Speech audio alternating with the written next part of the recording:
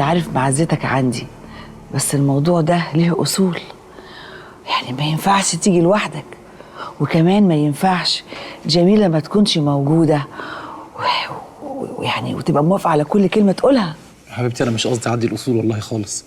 انا والله يا طنط جيت لحضرتك بس النهارده اخد مباركتك على الموضوع، واول لما حضرتك تديهاني اكيد هروح اتكلم مع جميله طبعا. ايوه يا حبيبي، بس يعني القول جميلة مش انا. انا بحبها قوي وهي كمان بتحبني، ومفيش اي حاجه هتعطلنا عن الموضوع ده خالص. حتى لو هي عايزه تخلص جامعه الاول نتخطب بس، وبعد كده هي تخلص جامعه براحتها. خلاص يا ابني، عن نفسي انا موافقة على بركة الله، وربنا يقدم اللي فيه الخير. الحمد لله. طب انا بقى ليا طلب تاني عند حضرتك والنبي ما تكسفيني. عينيا يا ابني. مش عايزك تقولي لها خالص ان انا جيت. عايز اعمل لها مفاجاه في يوم عيد ميلادها كمان.